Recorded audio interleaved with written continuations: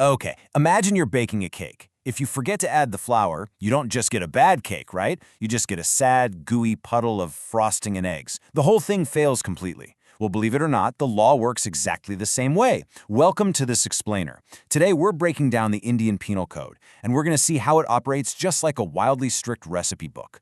Because if an action is missing even one required legal ingredient, it simply isn't a crime. So what actually makes a crime a crime? You ever wonder how courts decide who goes to jail and who gets to walk free? It isn't just some judge flipping a coin or going by a gut feeling. There's a really precise, almost mechanical logic to the whole thing. Today, we're going to look under the hood of the legal system and see exactly how these rules are written. Seriously, by the end of this, you're going to look at every true crime show and news headline completely differently. Now, to understand the logic of the law in India, we've got to look at the absolute master rulebook, the Indian Penal Code, or the IPC. This massive document was originally drafted by Lord Macaulay and passed way back in 1860.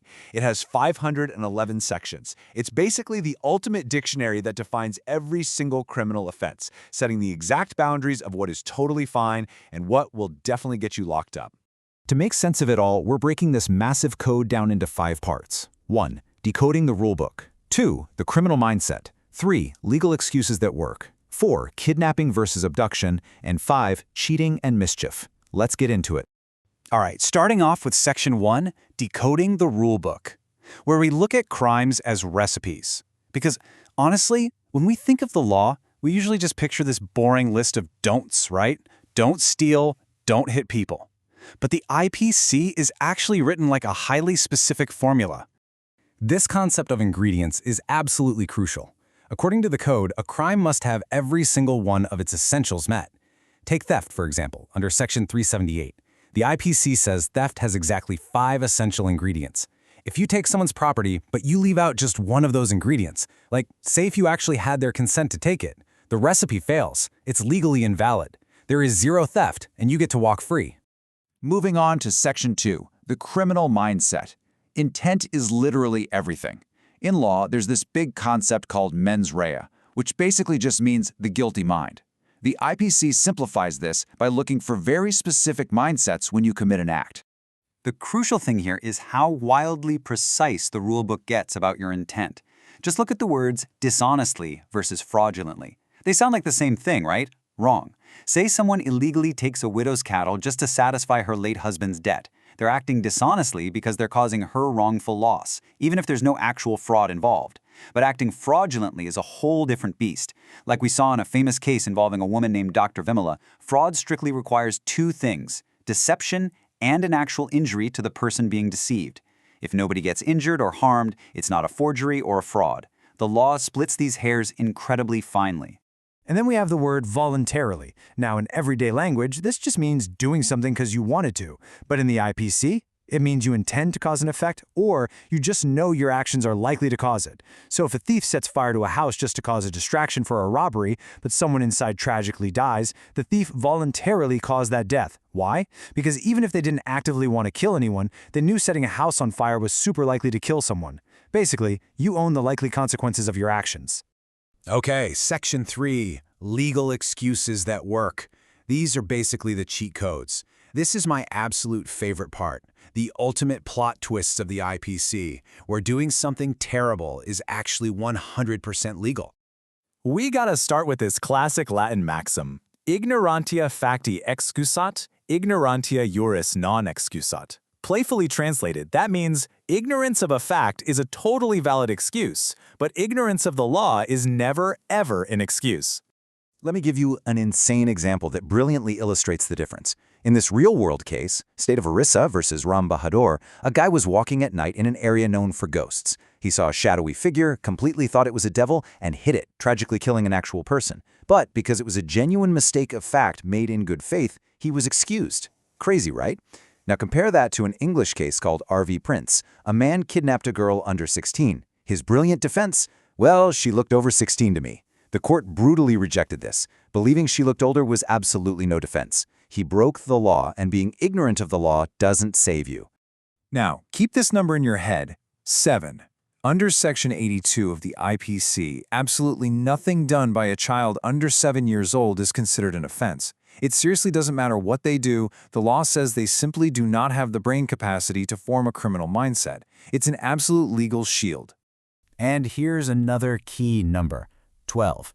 Section 83 says that kids between 7 and 12 years old are also totally excused, provided they haven't attained enough maturity to actually understand the consequences of what they're doing. So, if a 10-year-old does something highly illegal but genuinely lacks that mature understanding, they are completely off the hook. Next up, we gotta bust a massive myth about being drunk. You see this on TV shows all the time, right? I didn't mean it, I was drunk. Yeah, no. The IPC explicitly states that voluntary drunkenness is basically a madness you chose to have, and you alone are to blame for it. It is never a defense.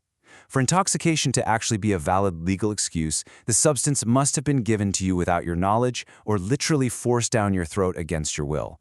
Only then are your actions legally excused. Let's walk through another exception involving a literal life or death emergency under Section 92. Say there's a terrible accident. A child is brought into the hospital, totally unconscious. There is zero time to find the parents to get consent. A surgeon operates immediately to try and save their life, but tragically the child dies. So, has the surgeon committed a crime by cutting into someone without permission? Nope, because it was done in good faith for the patient's benefit when getting consent was impossible. The emergency totally bypasses the normal rules. And if you thought that was wild, get a load of this actual, completely true example straight from the legal text. Imagine your friend gets carried off by a tiger. You grab a gun and shoot at the tiger in good faith to save your friend's life. But you miss and you accidentally kill your friend. Under the IPC exceptions, you have committed no offense. Seriously, you are acting in good faith to prevent a much worse harm. All right, Section 4, Kidnapping versus Abduction. Here's where the details really matter. We're moving into some boss-level serious crimes now. People throw the words kidnapping and abduction around in everyday conversation like they mean the exact same thing. But remember our recipe analogy? The IPC gives them entirely different ingredients.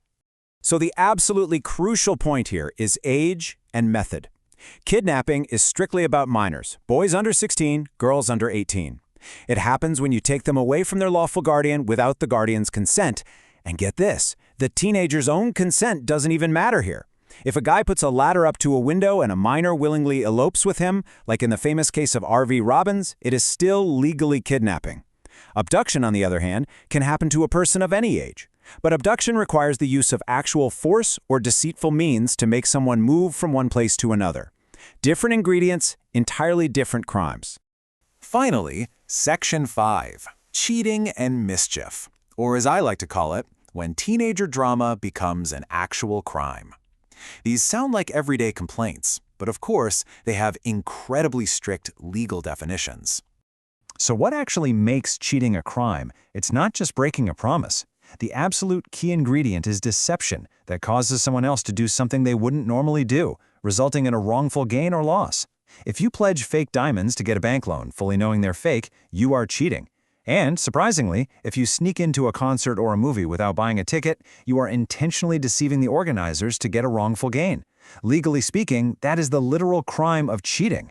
Then there's mischief under Section 425. And legally, mischief isn't just, pulling a harmless prank. It requires a specific intent to cause wrongful loss by destroying property or diminishing its value or utility. If you intentionally let a herd of cattle into your neighbor's field just to ruin their standing crop, you are destroying the value of their property. That makes you completely guilty of criminal mischief. And this brings us to my absolute favorite illustration of how far this law actually goes, the water pot rule. The actual legal text gives this exact scenario. Someone is walking by carrying a pot of water. Just to annoy them, you throw a stone and hit the pot. It breaks, the water spills everywhere. Is this just being a jerk? Nope. Under the IPC, because you intentionally used force to cause annoyance or destroyed the utility of that pot, you have officially committed a crime. Annoying someone by destroying their stuff is legally actionable. So as we've seen throughout this whole explainer, the law is an incredibly rigid, precise system. It's a massive dictionary of highly specific recipes, ingredients, and mental states. If you act voluntarily but mistakenly hit a ghost, you're free. If you lack the ingredient of consent, you're a thief. But I want to leave you with this final thought. If the legal system is just a machine that perfectly checks off ingredients on a list, Does following that recipe to the letter always guarantee that true moral justice is actually served? Think about that the next time you hear a verdict. Thanks for joining me on This Explainer, and as always, keep questioning everything.